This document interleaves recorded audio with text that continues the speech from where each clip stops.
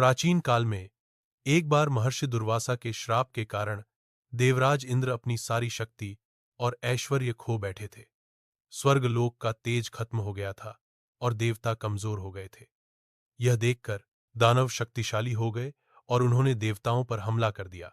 देवता अपनी इस दुर्दशा से परेशान होकर भगवान विष्णु के पास पहुंचे।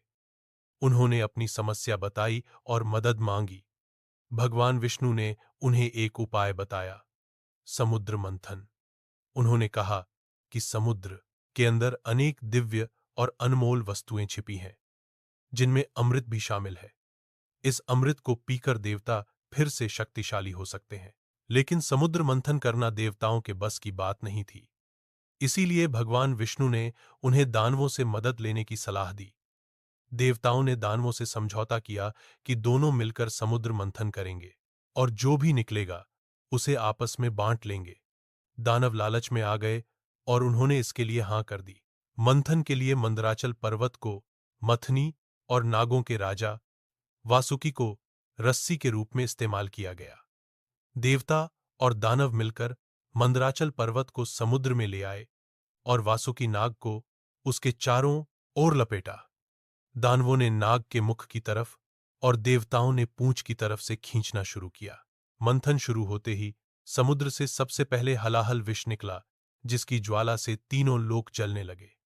देवता और दानव दोनों भयभीत हो गए। तब भगवान शिव ने इस विष को अपने कंठ में धारण कर लिया, जिससे उनका कंठ नीला हो गया और वे नीलकंठ कहलाए। इसके बाद समुद्र से एक एक करके 14 रत्न निकले। इनमें कामधेनु गाय, उच्चैःश्रवा घोड़ा, ऐरावत हाथी, कल्पवृक्ष, अप्सराएं और लक्ष्मी देवी शामिल थीं। अंत में भगवान धन्वंतरी अमृत का कलश लेकर प्रकट हुए। जैसे ही अमृत निकला, दानवों ने उसे हड़पना चाहा।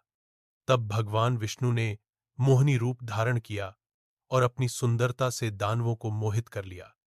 उन्होंने चतुराई से देवताओं को अमृत पिला दिया, जिससे वे फिर से शक्तिशाली हो गए। इस तरह देवताओं ने अपनी खोई हुई शक्ति वापस पाई और दानवों पर विजय प्राप्त की। यह कथा हमें सिखाती है कि एकता और धैर्य से बड़ी चुनौती को भी पार किया जा सकता है।